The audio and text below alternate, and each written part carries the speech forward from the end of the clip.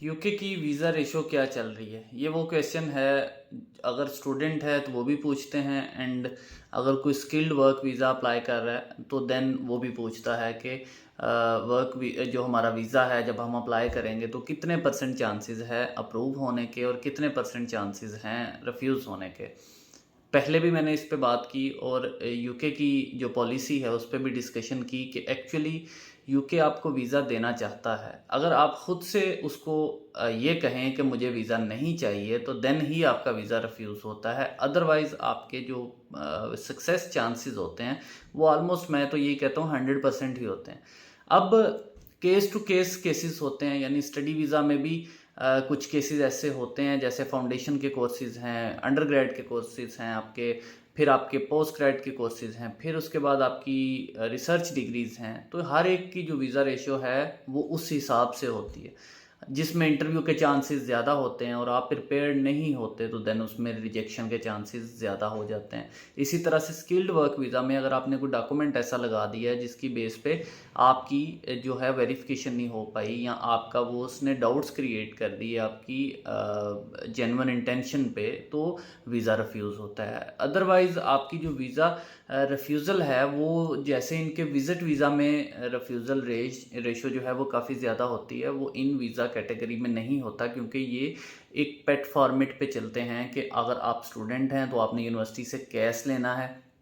Cash ले लिया तो इट मीन्स कि आपका 90% वीज़ा ग्रांट हो गया। अब 10% मैं क्यों कह रहा हूँ कि नहीं हो सकता, क्योंकि आपका इंटरव्यू आ सकता है। अगर आपका इंटरव्यू नहीं आया तो देन कैश के बाद आपका 100% ही वीज़ा आता है। ये है स्टडी वीज़ा। अब इसमें भी आपका एक शॉर्ट टर्म स्टडी वीज़ा है। बेसिकली इसको हम स्टडी वीज़ा तो नहीं कहते, क्योंकि विजिट वीज़ा की वो कैटेगरी में है, शॉर्ट टर्म वो स्ट्रीम है। तो उसमें अगर आपके पास कॉलेज का, यूनिवर्सिटी का कैश आ भी जाता है तो देन वीज़ा उसकी एक्सेप्टेंस 20-30% होती है, यानी कि उसमें आपके वीज़ा लगने के चांसेस कम है। तो ये स्ट्रीम में वीज़ा बहुत कम लगता है। बाकी अगर आपकी under grade and post grade की बात करें तो उसमें वीज़ा चांसेस ज़्यादा होते हैं। फाउंडेशन में भी लग रहे होते हैं, लेकिन फाउंडेशन में अगर बच्चे को बिल्कुल हाउ नाउ नहीं है तो देन उसके वीज़ा रिफ्यूज़ल ज़्यादा हो जाती है। इसी तरह से स्किल्ड वर्क वीज़ा में अगर आपका कॉस्ट लेटर इशू हो जाता है तो यही समझा जाता है कि वीज़ा ग्रांट हो जाएगा। उसमें भी अगर आप इंटरव्यू पे आके स्टक हो जाए तो वीज़ा रिफ्यूज़ होता है, अदरवाइज़ आपका वीज़ा रिफ्यूज़ नहीं होता।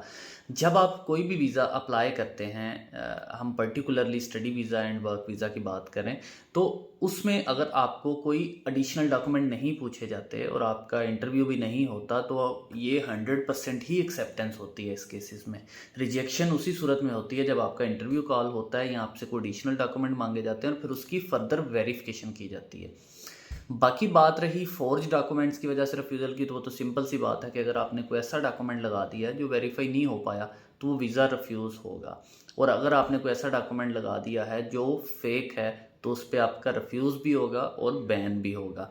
तो लास्ट जो इनटेक्स रही हैं, या लास्ट 6 मंथ की अगर हम बात करें, तो इसमें जो वीज़ा सक्सेस रेशियो है वो ऑलमोस्ट 90% प्लस में रही है। ख़ास तौर पे स्टडी वीज़ा में तो 97-98% रही है। एक दो वीज़ाज़ रैंडमली रिफ्यूज़ होते रहे हैं और वो ड्यू टू इंटरव्यू हुए हैं या कोई ऐसे फेक डॉक्यूमेंट की वजह से हुए हैं। अदरवाइज़ वीज़ा रिफ्यूज़ल रेशियो बहुत अच्छी है। तो अगर आप अपना वीज़ा अप्लाई करना चाहते हैं, स्टडी वीज़ा या वर्क वीज़ा, तो आप यूके का बिल्कुल ईजी होकर वीज़ा फाइल कर सकते हैं। सिर्फ आपने एक चीज़ को इंश्योर करना है और वो ये है कि आप वेल प्रिपेयर्ड हों। स्टडी वीज़ा के लिए भी इंटरव्यू आ सकता है, वर्क वीज़ा के लिए भी आ सकता है।